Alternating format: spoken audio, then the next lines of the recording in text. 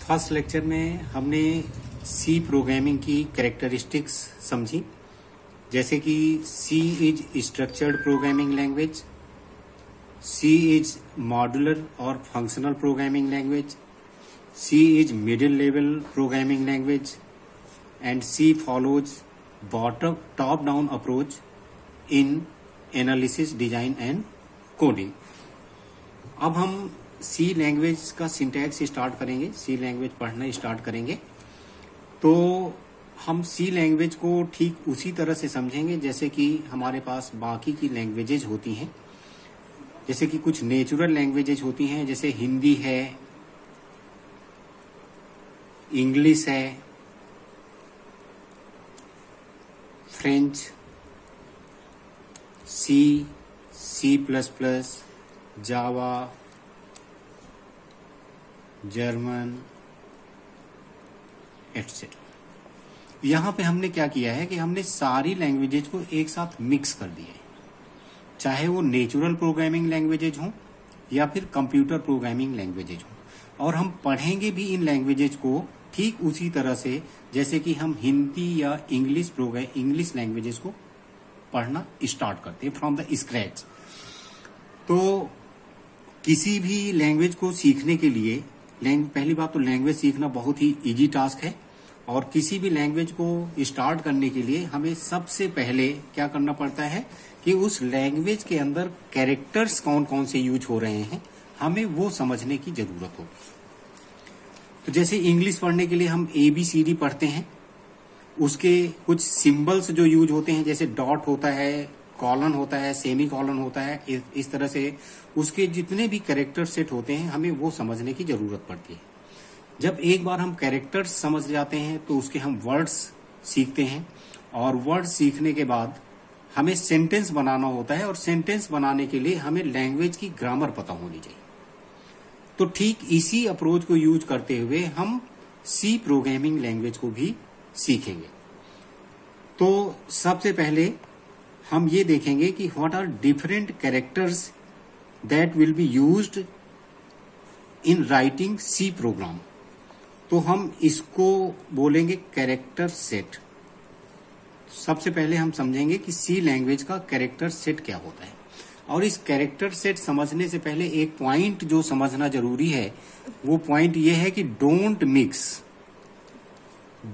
Mix C language with English.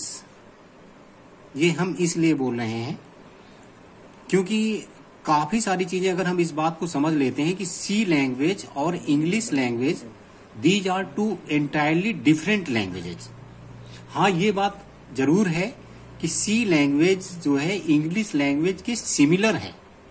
English like structure use होता है क्योंकि ये हाई लेवल लैंग्वेज है, पर साथ साथ हमें ये भी ध्यान होना चाहिए कि सी लैंग्वेज को हमें इंग्लिश लैंग्वेज से मिक्स नहीं करना है, और हम ऐसे स्टार्ट करेंगे जैसे कि हम टोटली नई लैंग्वेज पढ़ने जा रहे हैं। इस बात को हम और क्लियर करेंगे कि इसका मीनिंग क्या है, don't mix C language with English language. तो सबसे पहले हम कैरेक्टर सेट देखते हैं। तो कैरेक्टर सेट को हमने 3 पार्ट में यहाँ पे डिवाइड किया है। First one is alphabet. तो अल्फाबेट के अंदर हमारे पास जो सी लैंग्वेज के अल्फाबेट हैं, A-B स्मॉल में और स्मॉल Z, इसके बाद कैपिटल A, कैपिटल B से लेके कैपिटल Z। तो ये अल्फाबेट्स सी के जब हम वर्ड बनाएंगे, सेंटेंसेज या स्टेटमेंट्स बनाएंगे, तो यही कैरेक्टर्स यूज होंगे। तो A से लेके Z तक के ये हमारे पास टोटल जो है 52 अल्फाबेट्स हो गए।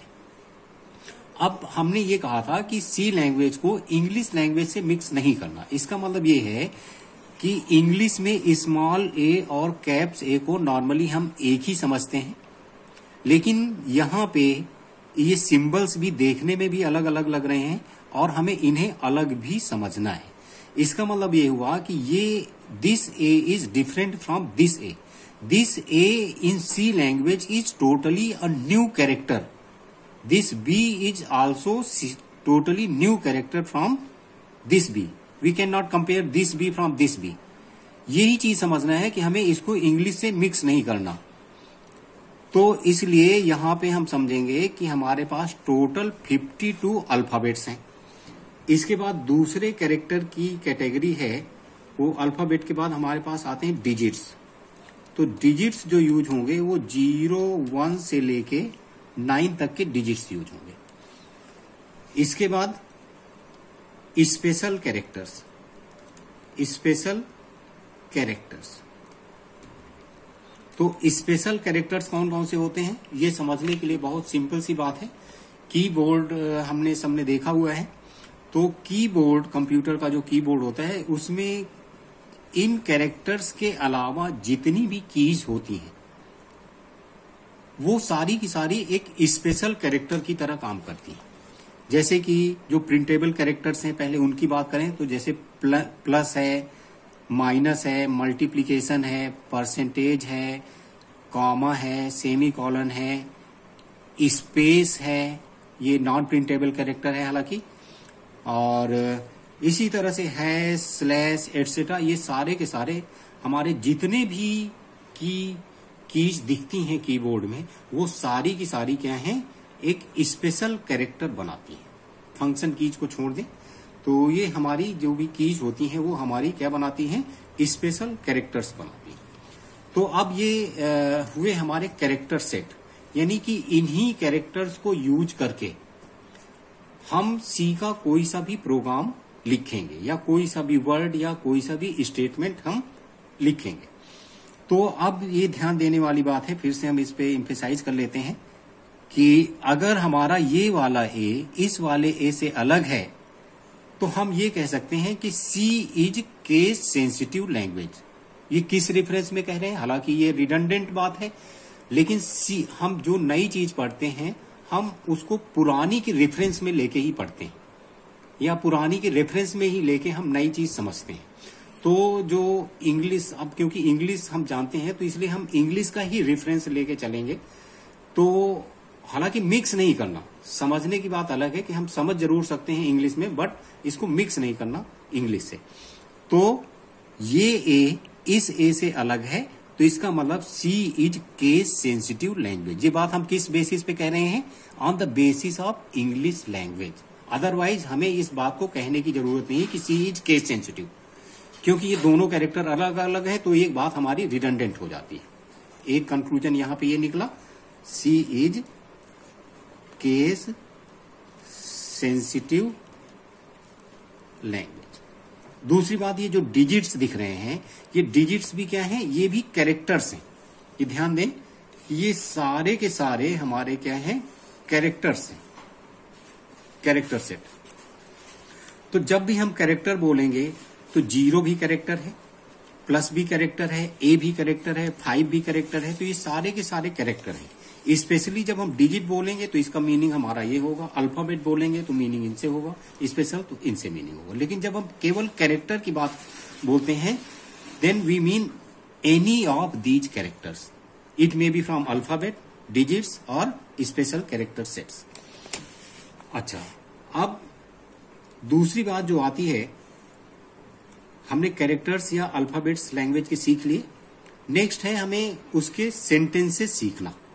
सेंटेंस सीखने के लिए हमें लैंग्वेज की ग्रामर आनी चाहिए, और ग्रामर समझने के लिए हमें कुछ कीवर्ड्स या रिजर्व वर्ड्स जिनसे कि खुद ग्रामर बनती है वो समझने की जरूरत है। जैसे अगर मान लिया हमें इंग्लिश का कोई सेंटेंस बनाना है तो हमें पता होता है कि पहले नाउन आता है, फिर वर्ब आता है, फिर ऑब्जेक्ट आता है।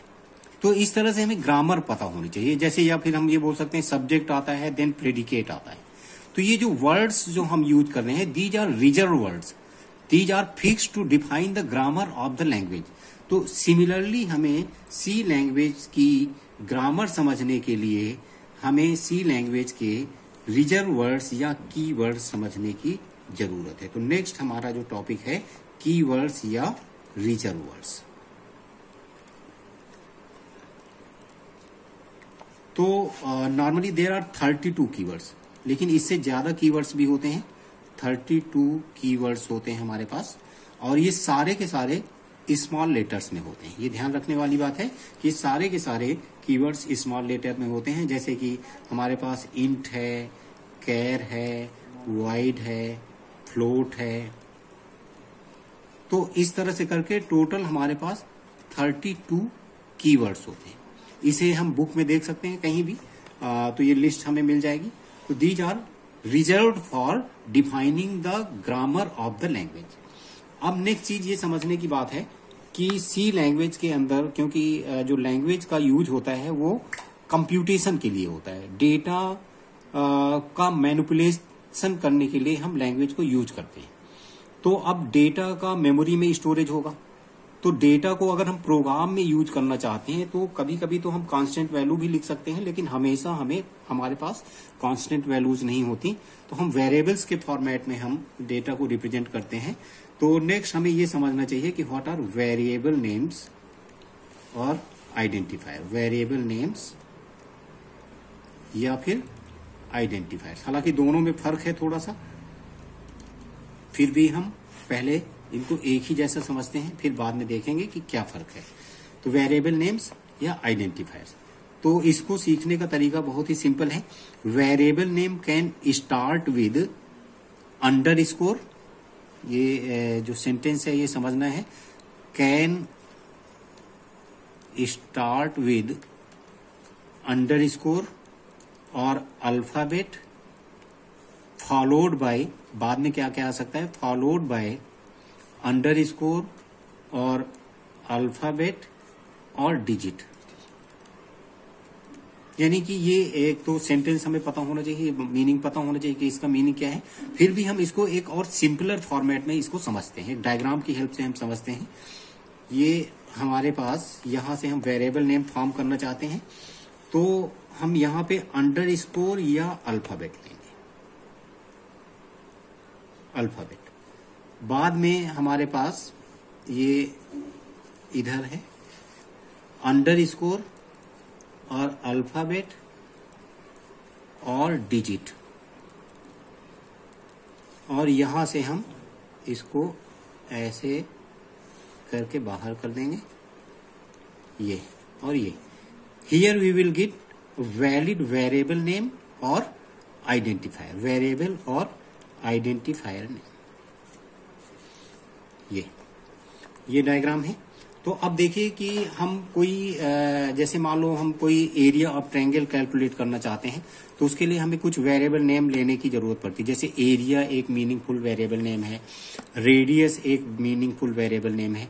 तो इस तरह के जो नेम्स हैं वो कौन से नेम्स वैलिड हैं जो हम रख सकते हैं? क्या हम एरिया ऑफ सर्कल ऐसा लिख सकते हैं या नहीं लिख सकते? यहाँ बीच में स्पेस है, तो हमें यही समझना है कि कौन कौन से नेम्स हैं जिनको हम वैलिड वेरिएबल नेम्स की तरह यूज कर सकते हैं। तो ये डायग्राम हमारा हेल्प करेगा वेरिएबल नेम सेलेक्ट करने में। तो देखिए यहाँ पे पहली बात तो अंडरस्कोर, यहाँ पे हमारा स्पेशल कैरेक्टर की कैटेगरी का एक नेम है अंडरस्कोर कैरेक्टर है, अंडरस्कोर। ये माइनस है और ये अंडरस्कोर सिंबल है। तो यहाँ पे स्टार्ट करने के लिए वेरिएबल नेम लेना है, तो हम एक कैरेक्टर यहाँ से एक टाइम पे we have to pick one character. Either here we can pick underscore और एनी वन अल्फाबेट, जो अभी हमने पढ़े थे अल्फाबेट। इसके बाद हम यहाँ एरो की डायरेक्शन में मूव कर सकते हैं और यहाँ बाहर भी निकल सकते हैं।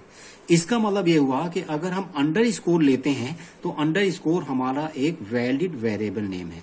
जैसे कि हम यहाँ लिख दें इंट अंडरस्कोर इक्वल टू 5, तो जैसा हम ऐसे भी लिख सकते हैं int A is equal to 10, तो हमारा a इक्वल टू 10 यानी a एक वेरिएबल नेम है जिसमें हमने 10 वैल्यू असाइन की है। तो a से हम फेमिलियर हैं कि a एक वैलिड नेम है, लेकिन नॉर्मली हम अंडरस्कोर को वेरिएबल नेम की तरह नहीं यूज करते, बट फिर भी हमें ये पता होना चाहिए कि अंडरस्कोर एक वैलिड वेरिएबल नेम है, क्योंकि ये हमारे इस डायग्राम के हिसाब से, इस रूल के हिसाब से निकल रहा है। देखिए अंडरस्कोर यहां से सेलेक्ट किया और एरो की डायरेक्शन में हम बाहर निकल गए, then we got valid variable name. यहां से हम अल्फाबेट ले सकते हैं, जैसे यहां से अल्फाबेट, ये हमारे अल्फाबेट्स हैं, ये अल्फाबेट्स हैं, इनमें से कोई एक अल्फाबेट यहाँ पे एक टाइम पे सिलेक्ट करना है। तो जैसे मान लिया हमने इस बार एक्स सेलेक्ट किया, एक्स सेलेक्ट किया, देखिए बाहर निकल गए। तो इसका मतलब हुआ x is also a valid variable name. कभी कभी हमें एक से ज्यादा कैरेक्टर का वेरिएबल नेम लेने की जरूरत पड़ती है। तो जैसे मान लिया हमने यहां से ए लिया, ए के बाद हम एरिया लेना चाहते हैं, यहां से आर ले लिया, फिर ई ले लिया, फिर ए ले लिया, और जब खत्म हो गया तो यहां से बाहर निकल गए। इसका मतलब ये हुआ कि एरिया भी एक वैलिड वेरिएबल नेम है। क्या हम एरिया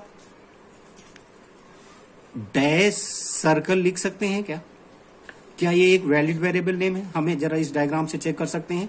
यहां से ए लिया, आर ई ए, अब देखिए नेक्स्ट टाइम में अगर हम मूव करते हैं यहां से तो हमें डैश नहीं मिलेगा, क्योंकि यहां तीन ही टाइप के सिंबल्स हैं, या तो अंडरस्कोर स्पेशल कैटेगरी का, या फिर अल्फाबेट या डिजिट। इसका मतलब this variable name can not be generated from this diagram, this means this is invalid variable name. हम इसकी जगह एरिया अंडरस्कोर सर्कल जरूर ले सकते हैं, एरिया अंडरस्कोर सर्कल जरूर लिख सकते हैं। जैसे कि देखिए यहां से हम करते करते एरिया ले लेंगे और फिर अंडरस्कोर सेलेक्ट किया, फिर CIRCLE और यहां से बाहर निकल गए। तो इसका मतलब ये हमारा एक वैलिड वेरिएबल नेम मिल गया। अब यहां से ये भी कहने की जरूरत नहीं है कि वेरिएबल नेम डिजिट से नहीं स्टार्ट हो सकता। देखिए यहां से स्टार्ट करेंगे ना, हम यहां से स्टार्ट सिंबल है, तो यहां से स्टार्ट करेंगे तो here we can not pick a digit, क्योंकि यहां डिजिट नहीं लिखा हुआ है। तो इसका मतलब डिजिट से वेरिएबल नेम की स्टार्टिंग नहीं हो सकती। तो ये डायग्राम एकदम परफेक्ट है। इस डायग्राम की डायरेक्शन में आप एरो की डायरेक्शन में मूव करते जाएं और जितने भी सिंबल आप चाहें उसमें पिक कर सकते हैं, और जब मर्जी हो तो यहां से बाहर निकल सकते हैं। And after all you will get a valid variable name. अब कुछ चीजें और हमें समझने की जरूरत है कि व्हाट आर वेरिएबल नेम्स। दूसरा, वेरिएबल नेम की लेंथ क्या हो सकती है। तो वेरिएबल नेम क्या कीवर्ड्स हो सकते हैं क्या? जैसे अगर मैं बोलूं कि इंट एक वैलिड वेरिएबल नेम है या नहीं, देखिए यहां से आई लिया, एन लिया, टी लिया, तो इस डायग्राम के हिसाब से तो इंट एक वेरिएबल नेम होना चाहिए। लेकिन ये इंट रियलिटी में वेरिएबल नेम नहीं है, क्योंकि वेरिएबल नेम की एक खासियत ये है कि वेरिएबल, नोट करके हम समझ सकते हैं कि variable name can not be keyword, can not be keyword. तो अभी अभी हमने जो कीवर्ड्स पढ़े थे, तो ये बात अलग से ये हमें समझने वाली है, समझना है कि वेरिएबल का नाम कीवर्ड नहीं हो सकता। ये वेरिएबल नेम इंट हमारा इस रूल से निकल तो रहा है, लेकिन ये एक कीवर्ड है, इस वजह से ये हमारा वैलिड वेरिएबल नेम नहीं है। अब वेरिएबल नेम की लेंथ, कितने कैरेक्टर्स तक का हम वेरिएबल नेम ले सकते हैं। तो हालांकि ये कंपाइलर टू कंपाइलर वेरी करता है, फिर भी 31 कैरेक्टर्स तक के वेरिएबल नेम्स हम ले सकते हैं। 31 कैरेक्टर्स तक के वेरिएबल नेम ले सकते हैं। जैसे कि आप देख सकते हैं कि जैसे मान लिया हमने इंट टाइप का, ये टर्बो C3 कंपाइलर के अकॉर्डिंग मैं बता रहा हूं आपको, कि जैसे हमने लिखा ABCD से लेके Z तक, कितने हो गए हमारे? 26 हो गए। 1 2 3 4 5, ये कितने हो गए? 26 और 5, 31 कैरेक्टर्स हो गए। अब इसके बाद अगर मैं लिख देता हूं XY, ये एक वेरिएबल नेम। दूसरा वेरिएबल हम फिर से लिखते हैं ABCDEFGHIZ, और इसके बाद 1 2 3 4 5, और फिर हम लिखते हैं XYZ। ये दो वेरिएबल नेम्स हैं। तो क्या ये दोनों वेरिएबल नेम डिफरेंट हैं या सेम है? जैसे कि आप यहां छोटे में समझ सकते हैं कि इंट टाइप का मैंने A1 लिया और इंट टाइप का यहां पे A2 ले लिया, तो these are, here we know that these are two different variable names. तो सिमिलरली अगर यहां पे देखें तो क्या ये दोनों वेरिएबल नेम डिफरेंट हैं या सेम है? वैसे तो देखने से दोनों का नाम अलग अलग लग रहा है, तो इसलिए दोनों वैलिड वेरिएबल नेम्स होने चाहिए। लेकिन ये वैलिड वेरिएबल नेम्स नहीं है, क्योंकि कंपाइलर केवल स्टार्टिंग के 31 कैरेक्टर्स, 26 और कितने हुए? 30 और 31, यानी 5 तक, ये यहां तक के जो वेरिएबल नेम्स, ये कैरेक्टर्स हैं, इन्हीं को वेरिएबल नेम में काउंट करेगा। इसके बाद के कैरेक्टर्स को इग्नोर कर देगा, यानी ये इसका XYZ और इसका XY डिस्कार्ड हो जाएगा कंपाइलर के लिए। और अब यहां तक देखें तो दोनों का नाम सेम हो रहा है, इसका मतलब ये दोनों हम एक ही प्रोग्राम में एक नाम के दो वेरिएबल एक साथ डिक्लेयर नहीं कर सकते। जैसे आप इस तरह से भी समझ सकते हैं कि अगर हम कहें इंट x, y और फिर हम बोले इंट x, a, तो यहाँ पे x वेरिएबल दो बार डिक्लेयर हो गया, तो ऐसा गलत है, दिस इज रॉन्ग। तो इसलिए यहाँ पे नेम्स डिफरेंट दिखने के बावजूद भी हम ऐसा नहीं लिख सकते, दिस इज रॉन्ग। तो वेरिएबल नेम की लेंथ जो है क्या हो सकती है, 31 कैरेक्टर्स तक ही हो सकती है। दूसरा वेरिएबल क्या हो सकते हैं, variables are named memory locations, ये समझना भी जरूरी है। Variables are named memory locations, ये बात अभी हम समझते हैं, इसका क्या मतलब है, मेमोरी लोकेशंस। तो एक्चुअली जो हमारे पास वैल्यूज होती हैं, वैल्यूज, इन वैल्यूज को हम मेमोरी में स्टोर कराते हैं। जैसे यहाँ पे 5 स्टोर कराया, यहाँ पे 6 स्टोर कराया, और प्रोग्राम में हम इन वैल्यूज को यूज करना चाहते हैं। तो हर एक मेमोरी का एक लोकेशन होती है, जैसे 64,000 एड्रेस है और इसका हमारा 64,002 एड्रेस है। तो अब हमें कंप्यूटर आर्किटेक्चर के हिसाब से ये पता है कि किसी भी मेमोरी लोकेशन से अगर हम रीड या राइट ऑपरेशंस परफॉर्म करना चाहते हैं, then we have to generate the address of that location first. After that read और write line is enabled according to the operation that we want to perform, read और write। तो उसके हिसाब से read या राइट ऑपरेशन परफॉर्म हो जाता है, लेकिन पहले हमें मेमोरी का एड्रेस जनरेट करना होता है। लेकिन हम अपने प्रोग्राम में इन एड्रेसेस को नहीं यूज कर सकते, बल्कि हमें इन मेमोरी लोकेशंस का नाम यूज करना पड़ता है। जैसे इसका नाम हमने x रख दिया, इसका नाम a रख दिया, तो अगर हम प्रोग्राम में x यूज करते हैं, इंट x इक्वल टू 6 जैसे हम यूज करते हैं, तो इसका मतलब कि ये इंट x इक्वल टू अगर हम 5 यूज करते हैं, तो इसका मतलब ये हुआ कि 5 डेटा किसी मेमोरी लोकेशन पे स्टोर्ड है और उस लोकेशन का नाम x है। अगर हमें उसका एड्रेस चाहिए तो हम $x करके उस लोकेशन को भी प्रिंट करा सकते हैं, देख सकते हैं। तो अगर हम मेमोरी के डेटा को, जो कि कुछ भी हो सकता है, वैल्यू चेंज हो सकती है, वेरिएबल है इसीलिए इसका नाम वेरिएबल है, क्योंकि मेमोरी में content again again and again हम राइट कर सकते हैं, तो इसलिए जो नेम है वो भी वेरिएबल है, क्योंकि कंटेंट वेरिएबल है तो नेम भी वेरिएबल है। तो इसलिए हम इनको क्या बोलते हैं, नेम्ड मेमोरी लोकेशंस। ये मेमोरी लोकेशन जिनका नाम रख रखा है। तो ये वेरिएबल को समझने का एक अलग व्यू है कि मेमोरी लोकेशंस का ही जो नाम होता है, जो हम प्रोग्राम में यूज करते हैं, वही हमारे वेरिएबल नेम्स होते हैं। तो अगर हमें इसका मान लिया कंटेंट प्रिंट कराना है, तो हम प्रिंटफ %d x करके प्रिंट करा सकते हैं। और अगर हमें इस x वेरिएबल मेमोरी लोकेशन का एड्रेस प्रिंट कराना है, तो हम printf %p, this is format specify, या %u भी हम समटाइम्स यूज कर लेते हैं अगर मेमोरी लोकेशंस हमारी छोटी हैं। Otherwise %p is use to print the addresses. तो $x, जिस भी वेरिएबल या मेमोरी लोकेशन का एड्रेस चाहिए होता है, तो हम $x से भी प्रिंट करा सकते हैं। अब हम कुछ एग्जाम्पल्स देख लेते हैं जिसमें कि हम वेरिएबल नेम्स का यूज करेंगे। जैसे कि मान लिया यहाँ पे एक छोटा सा एक हम प्रोग्राम लेते हैं, int _ equal to 10 _ x is equal to 5 and z। Now can we write this _ minus _ x, printf